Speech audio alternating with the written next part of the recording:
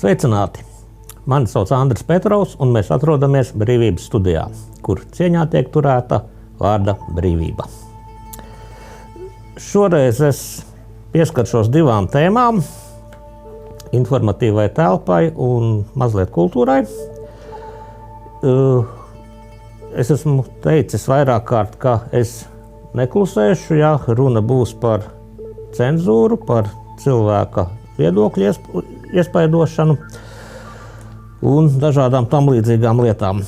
Arī es esmu saskāries ar cenzūru konkrēti kanālā, Facebook, savā profilā, un arī ne tikai savā, ka arī citiem draugiem ir nobloķēti ieraksti, nobloķēta informācija, tajā skaitā pat ieraksti no vārnīcas, svešvārdu vārnīcas, kur tiek izskaidroti dažādi jēdzieni. Tāda šobrīd ir tā patiesība it kā, un arī burtiski pirms pāris dienām izlasīju tādu citātiņu: viss, kas ir meli, ir oficiālā informācija šobrīd, savukārt viss, kas ir patiesība, tās ir sazvērestības teorijas. Ja. Bet, kā mēs zinām, tas, kas vakar bija sazvērestības teorija, tas šodien ir patiesība, un tas, kas šodien ir sazvērestības teorija, visticamāk, rīt būs patiesība. Šobrīd aktuāls jautājums ir par vienotas informatīvās telpas izveidošanu. To arī ir minējusi kultūras ministre no progresīvajiem.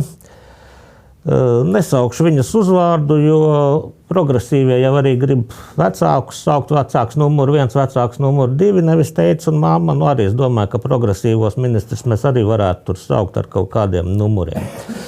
Tad lūk, šī te sieviete ar to numuru ir arī izdomājusi par vienotu informatīvo telpu.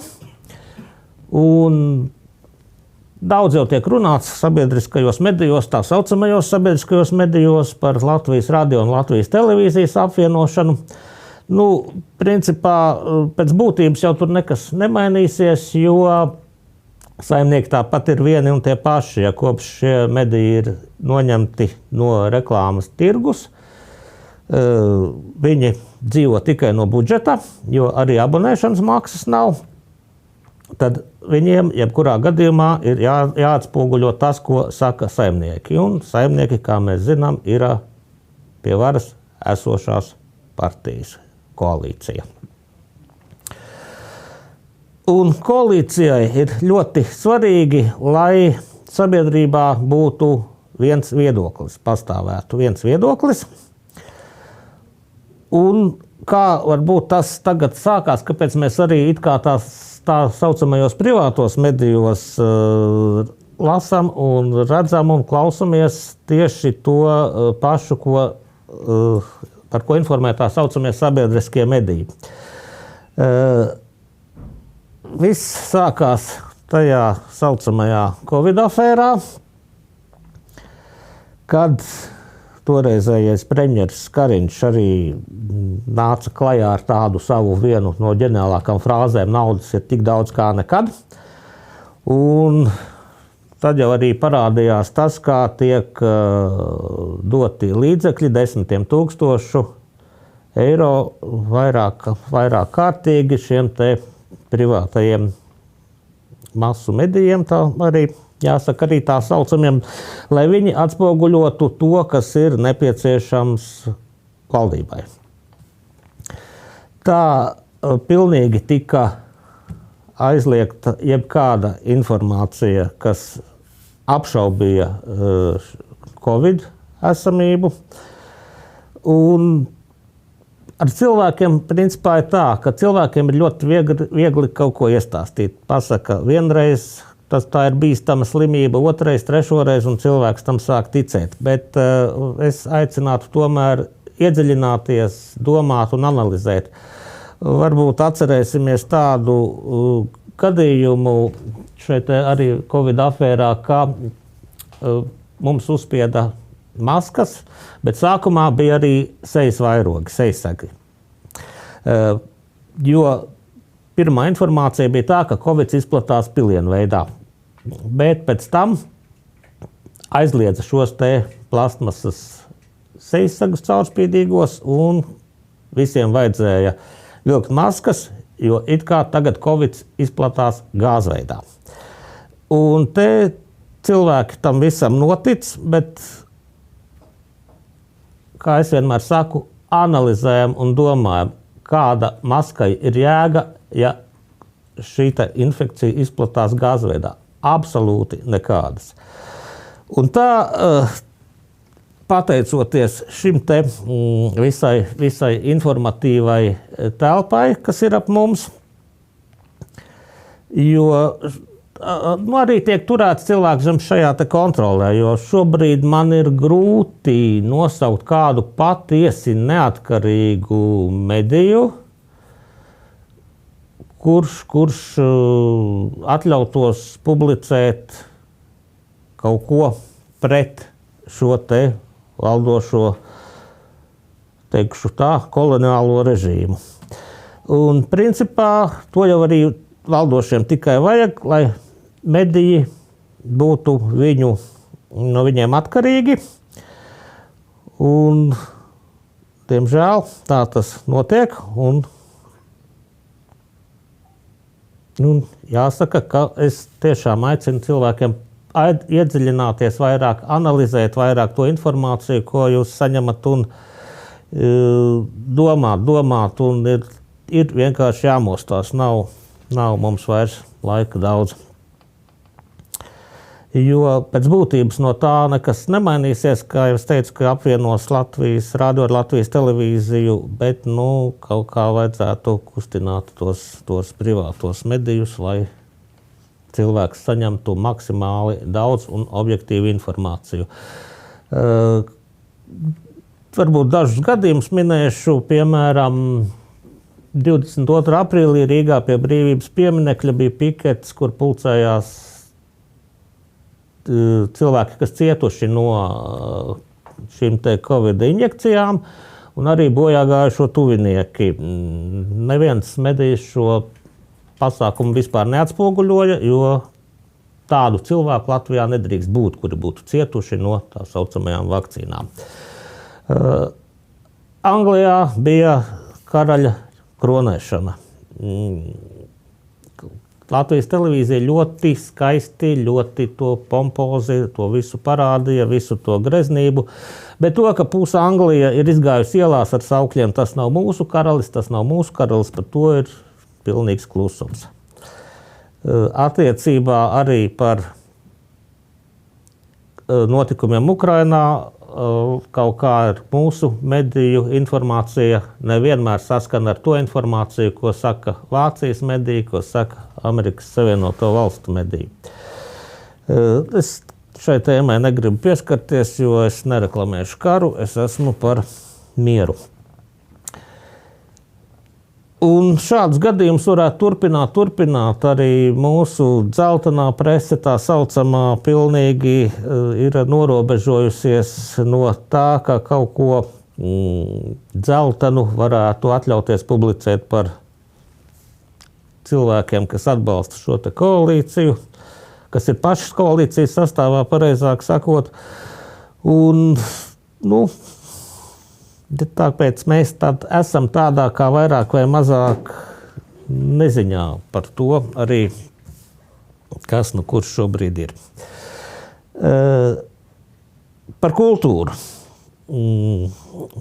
Ilgus gadus kultūras ministrija bija Nacionālās apvienības paspārnē. Ministri bija no šīs te politiskā saraksta. Tagad tas ir jau, kā jau minēju, no progresīvajiem, ja, ministre atkārtoši, ja, ka viņi uzskata to, ka nav tētis un mamma, bet vecāks numur 1, vecāks numur 2, tāpēc arī nesaukšu viņus uzvārdu, vienkārši ministra ar kaut kādu numuru. Un viņa grib mainīt kaut ko kultūras dzīvē, jo iepriekšējais ministrs Nauris Puntulis esot bijis pārāk orientēts uz tradicionālām vērtībām. Paskatīsimies dažas tradicionālās vērtības. Venecijā tika atklāta 59. starptautiskā mākslas izstāde Venēcijas bienāle, un Latvijas paviljonu rotāja milzīga lustra, kas bija izgatavota veidota no vīriešu dzimumu locekļiem. Tā tagad būtu tāda tradicionālā kultūra, man tas tā liekas bišķiņ dīvaini. Un arī vai mums Latvija būtu ar kaut ko tādu jāprezentē. Es nekādā gadījumā neiestājos par cenzūru, par to, ka būtu māksla kaut kā jāierobežo, bet, manuprāt, šāda veida mākslas darbiem būtu jābūt varbūt kādos klubos, varbūt slēgtos klubos, bet nevis valstiskā mērogā jāprezentē ar to Latviju. Man tas liekas tādi ir pabaismīgi. Turpinot šo te pašu dzimumu locekļu tēmu, Nacionālajā teātrī arī tika atklāta izstāde ar apgleznotiem, aptetovētiem falliem. Un kultūras ministrs Nauris Puntulis sacījis: mani tas nemulsina, izstāde man patika, māksla var būt provokatīva. Mani uzrunāja atziņa, ko šodien dzirdēju klasiskā telpā, var ienākt arī ar kaut ko modernu. Jā, varbūt, ka tā arī var darīt, bet jāņem vērā tomēr, kas tā ir par telpu, un Latvijas šis te Nacionālais teātris tomēr ir ēka, kur tika proklamēta Latvijas valsts. Un var diskutēt par to, vai tā ir laba māksla, vai tā ir slikta māksla. Protams, māksla var būt provokatīva, bet es nedomāju, ka arī šajā vietā ir jābūt tāda veida mākslas darbiem. Pieminēšu vēl tādu lietu, kā Naura Puntuļa ministrēšanas laikā Rīgā tika nogāsts piemineklis izcilam krievu dzejniekam Aleksandram Puškinam, ko es nesaucu savādāk arī kā par vardarbības aktu. Un tas arī šķiet tā mazliet dīvaini, jo mēs zinām, ka Puntulis ir tenors, ka viņš bija arī grupas Pērkons solists, un tā tad ir tiešā sadarbībā ar dzeju, ar dzejniekiem, ja, un tiek bez jebkāda pamata nogāsts Puškina piemineklis, kas ir, protams, kaut kāds, manuprāt, vandālisma akts.